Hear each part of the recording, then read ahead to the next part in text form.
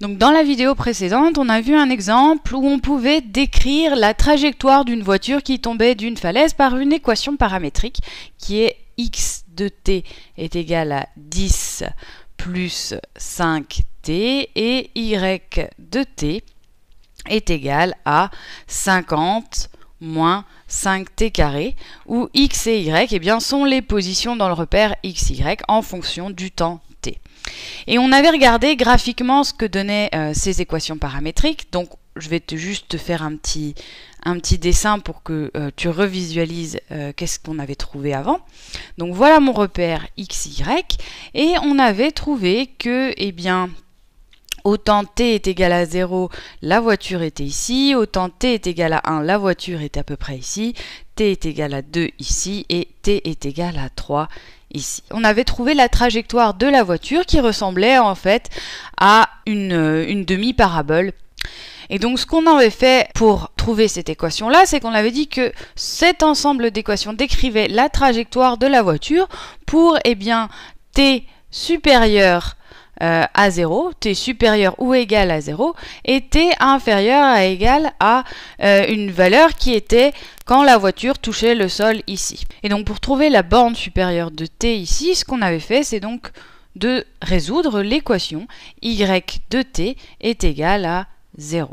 Donc y, je te rappelle, c'est la hauteur ici de la voiture, et donc eh bien, ça s'arrête effectivement quand la voiture touche le sol. Donc y de t est égal à 0, qu'est-ce que c'est? C'est 50 moins 5 t carré est égal à 0, c'est-à-dire que 50 est égal à 5t carré, et donc 10 est égal à t carré, ce qui nous donne que, eh bien, t est égal à plus ou moins racine de 10 ici. Et comme on n'était intéressé que par les valeurs positives de t, eh bien, t était borné à racine de 10. Et racine de 10, c'est à peu près 3,16. C'est ce qu'on avait trouvé tout à l'heure. Donc en fait, cet ensemble d'équations décrit la trajectoire de la voiture quand t est compris entre 0 et racine de 10. Pourtant ici, en fait, on s'est intéressé qu'un sous-ensemble de la courbe qui est décrit par cet ensemble d'équations. C'est-à-dire qu'on pourrait aussi continuer à décrire cette courbe-là pour des valeurs négatives de t.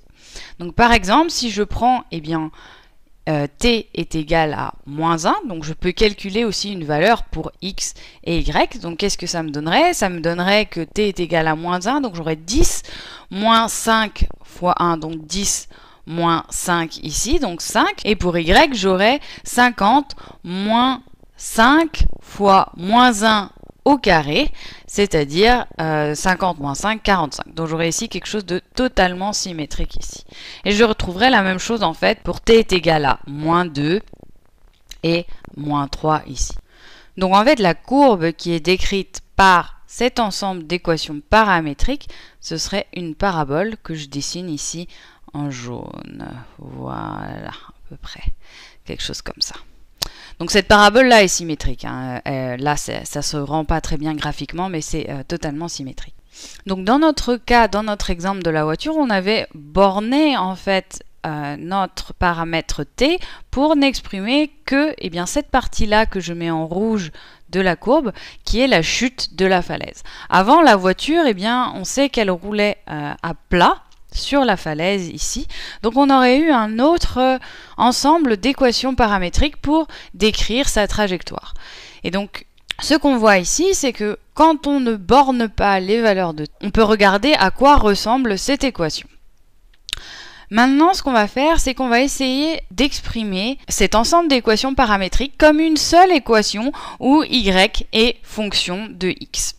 Donc, la manière dont on va faire ça, c'est que dans ces équations-là, eh bien, on va exprimer t en fonction de l'un des paramètres, x ou y, et on va remplacer t dans l'autre expression.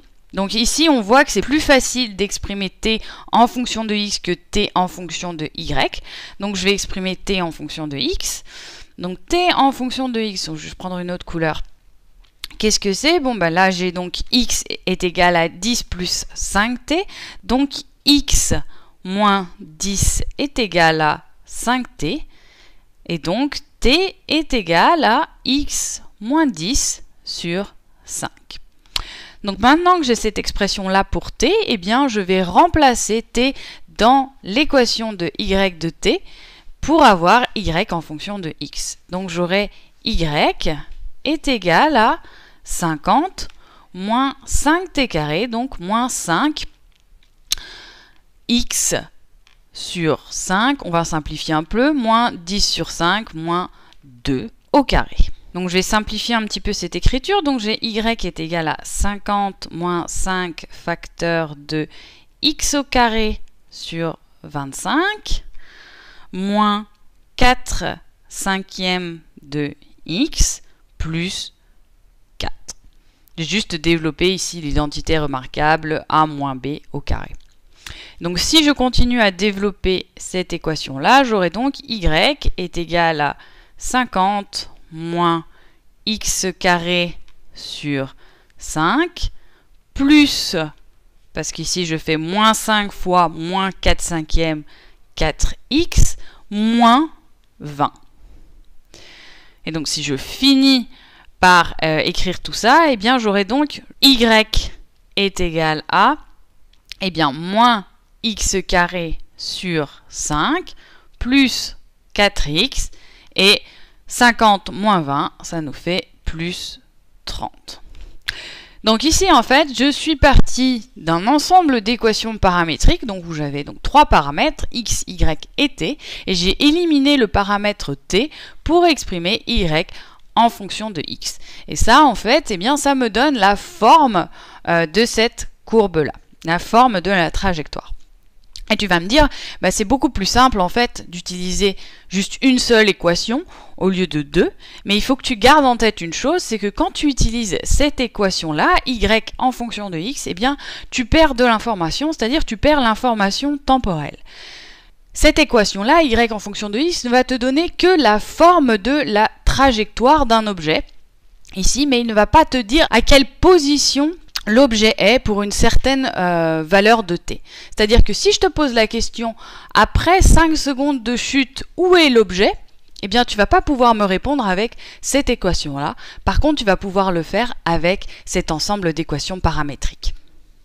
Donc voilà tout l'intérêt des équations paramétriques qui me disent que mon objet à t est égal à 0 est ici, à t est égal à 1 est ici, à t est égal à 2 est ici, à t est égal à 3 est ici. Donc je sais qu'en fait la direction de la trajectoire de mon objet est dans ce sens-là, alors que dans cette équation-là, je perds en fait toute cette dimension temporelle. Donc voilà tout l'intérêt des équations paramétriques. Mais dans tous les cas, maintenant tu sais comment on transforme des équations paramétriques en une seule, c'est-à-dire en exprimant la position y en fonction de la position x